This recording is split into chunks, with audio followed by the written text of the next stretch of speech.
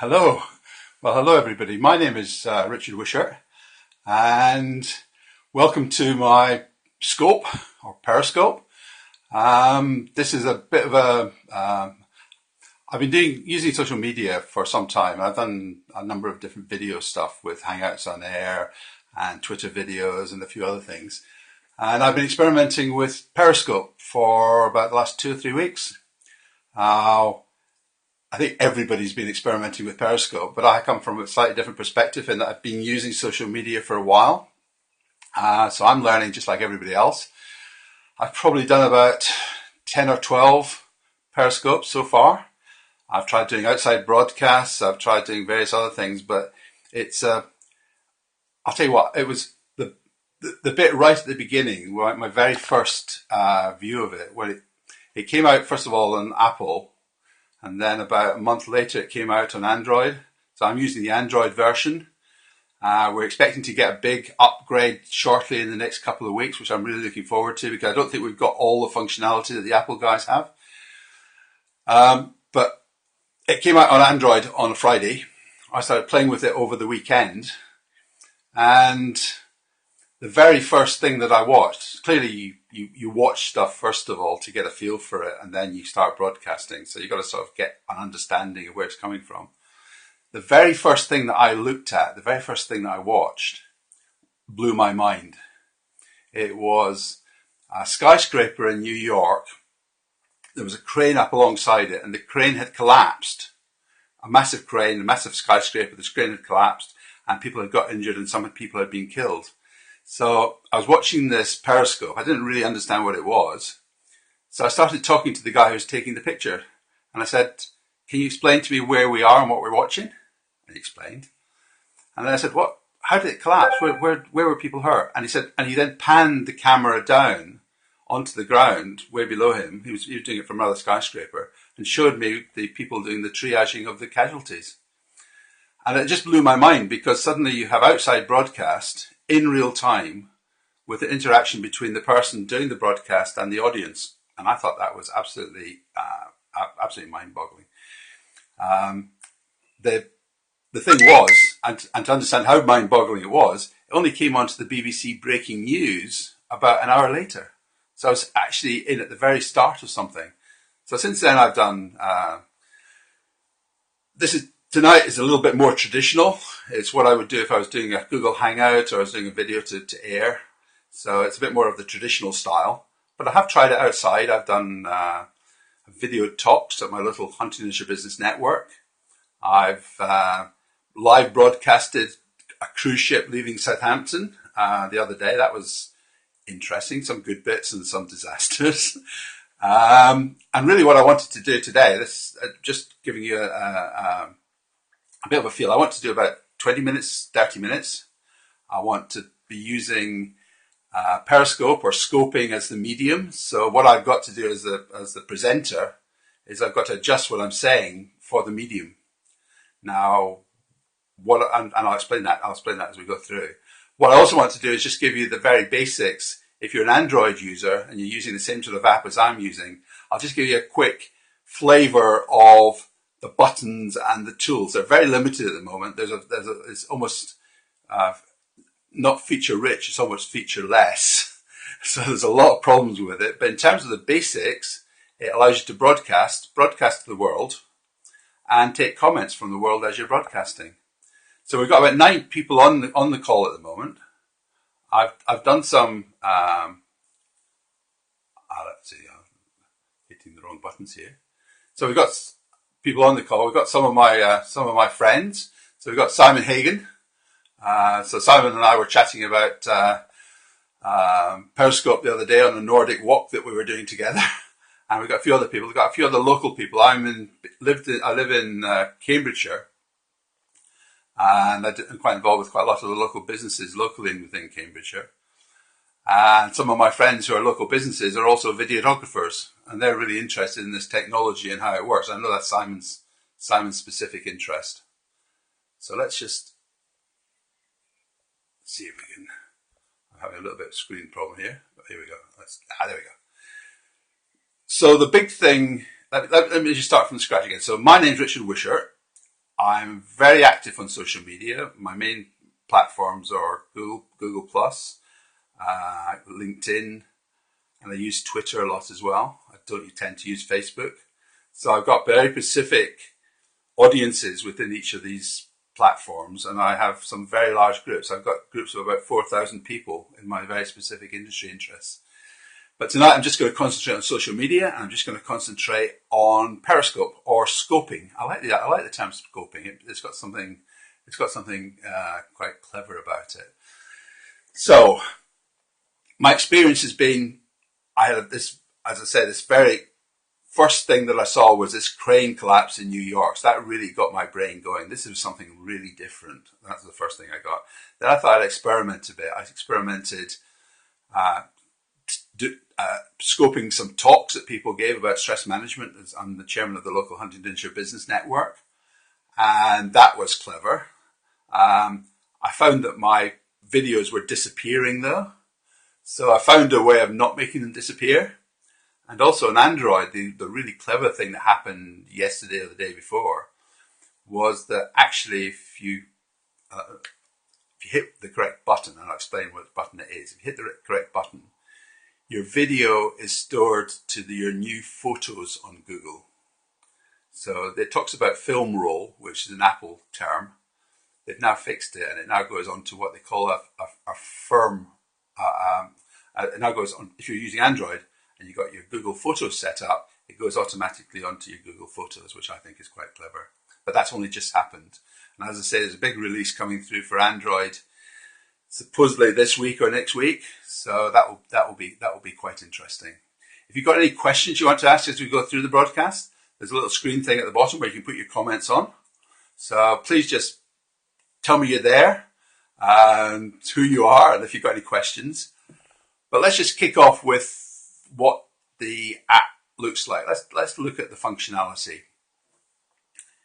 It's a screen and you're broadcasting to the world. Now, not quite to the world, because who's following you and all this other thing. I might deal with that tonight, or that might be one for something at a future date. But essentially, this is a live broadcast. You speaking to the world, or you taking pictures out your other camera. This is the rear-facing camera on my tablet. If you turn it around the other way, you can be walking down roads and seeing things and talking about them. So Simon's telling me that we've got good quality. What's your broadband speed here? Well, I connected to my Wi-Fi, and my Wi-Fi is Virgin Media. And what it is fiber, not quite to the home, but almost to the home. So I'm sitting at about 160 megabits per second. So it's quite good. It's good. It's good connection. We've got Jonathan Joe Poole has joined. As I said, like Simon did, if you've got a question as I go through it, just please ask the question, and I'll try and answer your question as we go. I don't know everything about Periscope. I know what I know. I might have some questions as well that you might be able to help me with. I hope you do. Please ask questions. That's the thing. It's interactive. When people are on Periscope, what you find is that people will join. People will look at what you're saying. If it's not interesting, they'll drop off. Other people will join, and so on. At the end, when you actually look how many people have been on your call, it could be. I've had now about 150 people on the call, but over time, it's not that number of people. So people will dip in and dip out if they're finding it interesting. So you've got to keep your audience interested. And you've also got to be repeating a little bit of the introductions and what you're trying to do so that you can catch up with new people as they come on and keep them up to date and keep them interested. Okay, here we go. So I'm Richard Wisher. I'm an enterprise architect. I use social media for my business. I'm not a social media person, but I use social media. And you're silly not to. If you're a small business nowadays, if you don't use social media effectively, then you really are missing a huge trick. Now, I was going to say that I was going on to the basic functionality. So I use Periscope on Android, very different from Apple, I believe. It comes up, you select you load it all up. I won't go into how you load it and install it, but assuming you got it installed and loaded, really simple, off the App Store, really simple introduction. Load up some of your contacts from Twitter can move across. This is a Twitter tool. It's from the same family as Twitter. It's almost linked, but not quite. Same sort of concept. As you go in, you're faced very quickly with 3 buttons at the top of your screen. It looks like 3 buttons. The one on the left is the activity that is either live or that has happened. So you can actually then click on that and go into a live broadcast, or you can click on it and go into a broadcast that is finished, but that you can still see for 24 hours. So that's the very left-hand screen. Select the next button along, and that then brings you to, it's a picture of the world. I think the Apple guys get a map, but we don't on Android yet. That might be one of the changes that's going to come out this week. So in that world view, it's a list of all the names of people who are posting stuff on Periscope. And a lot of the names look really weird. So I think I've got Asian people and African people and not a lot of people from Cambridgeshire yet, I think. And then on the right-hand side, you've got a list of your followers and the people that you can follow. I don't know where that list comes from. I thought I brought across my Twitter list. I have about 2,300 people following me on Twitter. But actually, on this, I've got about 130 people following me. I've got 30 people that are following me directly, and about 130 that I'm following. So I don't know why the full Twitter list didn't come across. Maybe it's the people who are on my Twitter list who actually signed up for Periscope or not. I don't quite understand that. There's a few bits like that where I've sort of got a view about what might be happening, but I'm not absolutely sure. Okay. So you've got these 3 buttons. As I say, the first one is what's happening live and in the last 24 hours. Next one is who's putting stuff up on Periscope. And the third one is followers. What you can also do if you've got Android is that I'm sure it's the same for Apple, but I'm imagining that. I don't have Apple. I'm not an Apple guy. What I can do is I can flick my screen. So if I'm in the screen, which is the broadcast screen, and I then flick to the left, and then on the next one, and I flick to the left, and then on the next one. So you don't have to use the buttons to move between the 3 screens. You can actually just flick the screen.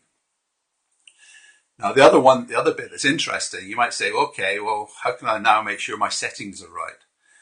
Well, where your settings are, so flick the first screen, the second screen, and then you get your connections, the people that you follow and follow you. On the very top right hand of that, top right, there's a little face, and that face is your settings. So what I did on that, you have about 7 or 8 different options. On that settings button, I just went in and moved them all across to green. So I set them all as on. The most important one for me was the very last one, which is they'd say save to camera roll, film roll, which is an Apple term. I switched that to on. And although I lost my first 5 or 6 Periscopes that I did, what happens now is that they're saved to my photo album on Google, my new photos app on Google. I use Google Apps for business, so that's what I don't tend to mix and match. I was a Microsoft guy. I've never been an Apple guy. For about the last 2 or 3 years, I've been exclusively Google, and I use Google for work for everything, apart from Periscope, of course. So just a quick recap then. I'm Richard Wishart. I'm an enterprise architect. I'm a newbie to Periscope, although I have been using it for about 3 or 4 weeks since it first came across onto Android. And I've been experimenting as I do. I'm a new adopter, early adopter, and I like playing with toys. I'm an engineer. I like playing with technology, find out how it works. And I'm really giving this scoping. I'm doing the scope. We call it scope. We've got to get the right words. I'm doing the scope really to pass over to people my experiences of using Periscope during the first 2 to 3 weeks, and try and answer some questions and maybe raise some questions as well. So I've covered how basically to use the technology, the 3 options that you have in terms of moving. Okay, just recap.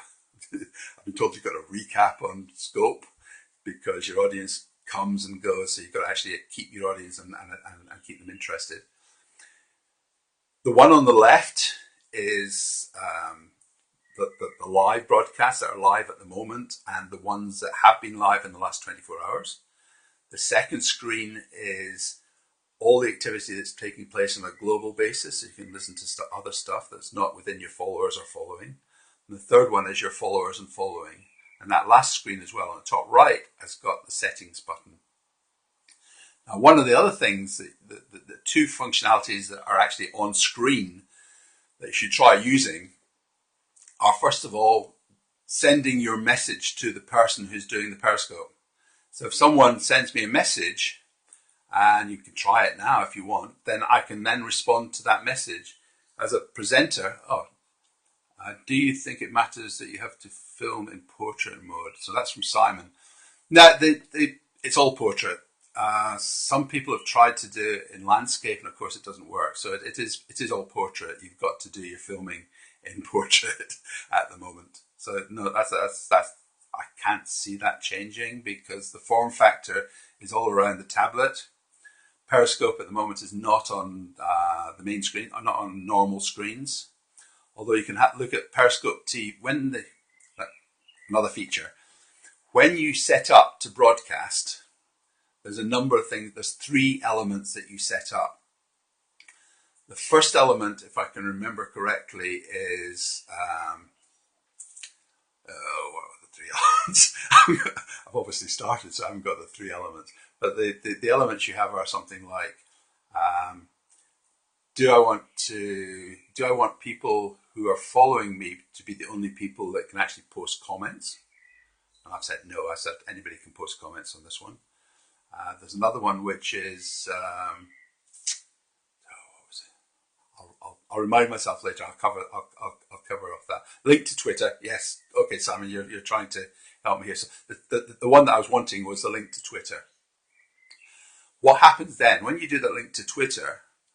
You then post a tweet to your Twitter stream, and the other one is geographical position. Thank you, Simon. It's double-handed act, this one. So those are the 3 things.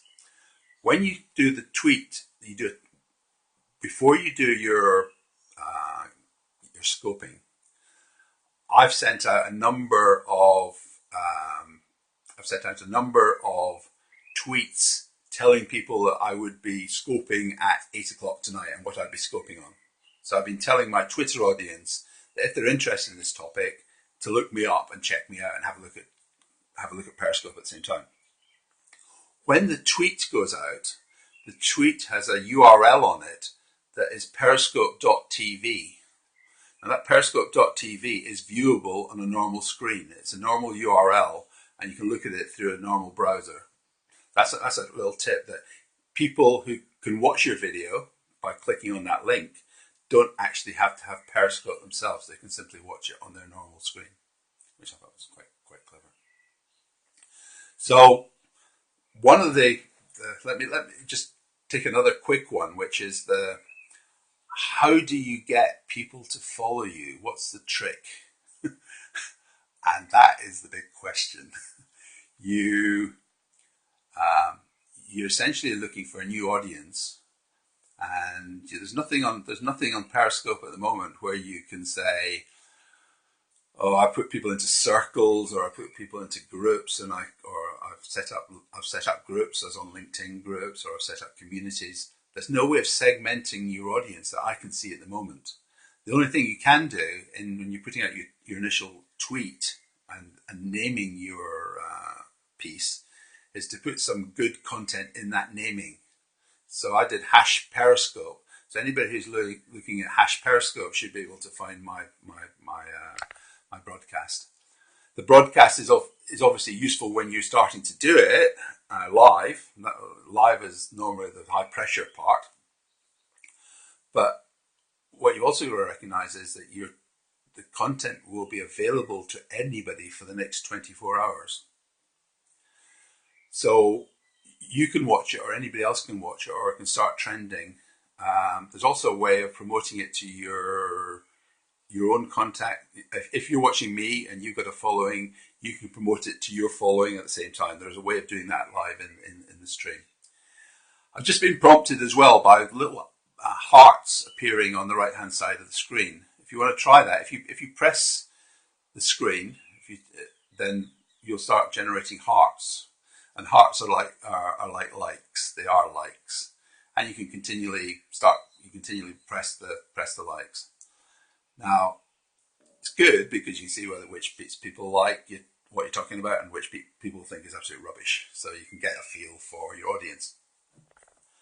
Now the other interesting bit is it's not just on the live broadcast.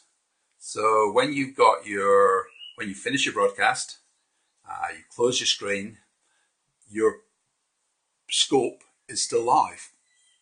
And if someone watches it again through the Periscope app, they can be pressing the screen and liking your saved broadcast. So it's not just this immediate audience that you have when you're doing your live Periscope, it's the audience that watch the saved Periscope, and they can still influence the results and their likes can still be seen. So it's a really clever little app. It doesn't attempt to get into the audience. It doesn't attempt to segment your audience. It doesn't attempt to put you into an audience with other, shared interests. It doesn't attempt to do that. It's really simple. It's really clever. It's where professional videographers, and I've got a number of friends who are videographers, like Simon, can really demonstrate their art, because I'm quite good at social media. I'm quite good at broadcasting. I've done a bit now. I'm not a professional photographer. I'm not a professional videographer. And this is a thing where you're not just the actor. You're not just the person announcing or the news anchor, the scope anchor. You're the producer. You're the set designer. You're the concept designer, and you're the director. You are everything. And that is a pretty heavy workload. And you've got to also adjust your spiel for the medium. And the medium says that this is an audience that will come in. If they like you, they'll stay in. If they don't like you, they'll drop out. And you'll have people coming in and dropping out all the time.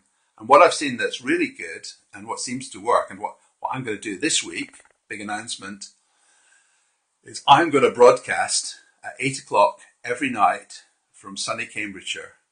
Although not sunny Cambridgeshire tonight, it's actually very wet and horrible Cambridgeshire. You can edit it. Simon just came on to say that you can't edit it. It's hard to edit. But what I found now is that because I've set the option to save to my Google Photos, save it anyway to my camera roll, which for me is my video, which is my Google Photos. I now have a video that I can edit, and having edited, I can put up on my other social media. So I can put this up, for instance, on Google Plus and LinkedIn, and that's what I intend doing. And after this session, which is supposed to be, I was going to do half an hour, it's now 25 minutes. We have 5 minutes left. I'm going to, not tonight, so don't expect something to come up tonight, but I'm going to be putting this up on my LinkedIn and my Google Plus, and to my separate audience, to my segmented audiences on those platforms. So I think this is an excellent piece of technology. The bit that is really disruptive is really coming back to where I started from. This guy, my first experience was a guy taking a photograph from one skyscraper to another skyscraper in New York. A huge crane at one side had collapsed onto the building opposite, and there was people being triaged and injured, and ambulances and everything below. And this guy was responding to my comments about what was happening. He was responding to my direction and saying, "Can you show me where the triage is taking place?" And he's panned the camera down to actually get onto the triage spot. And that was occurring an hour before it got onto BBC Breaking News. That is pretty disruptive for any broadcaster. So this video has been around for a while, and it's now making big steps into all social media. So if you're not using video, you really are missing a trick, I think. So I use video on I use it on LinkedIn, although it's pretty rubbish on LinkedIn. To be fair, LinkedIn is not really set up itself yet properly for video, so it's probably the hardest one. On Twitter, you can add a 30 second video clip. 30 seconds? It's 30 seconds. Yeah, about 30-second video clip onto any Twitter feed, in Twitter comments. So Twitter, if you put something up on Twitter, just as a little extra, if you put something up on Twitter that does not have a picture or a video, it's 5 times less likely to be reacted to. So I always put a picture up on my tweets, and sometimes I also put video in as well. Video is really, really nice. Google Plus, well designed for video. Video works extremely well with Google Plus. And video, of course, with something like this, there's some other video tools as well in other products, but video and image are now driving the reaction you get to any social media that you put out. So we're sort of nearing the end of our time now. It's about a couple of minutes to go. I do really hope that you've enjoyed this video, or this, I won't call it video, this scope. So Richard Wishart scoping your future on social media. I hope you've enjoyed it. I will be doing this again every evening this week from 8 o'clock for about half an hour. Thanks, Simon, for the comment. I really do appreciate your helping me with this. And if we can rope some more people in for tomorrow night, that'd be even better. So, Richard Wishart, scoping from Cambridgeshire. Thank you very much for your attention, and good night.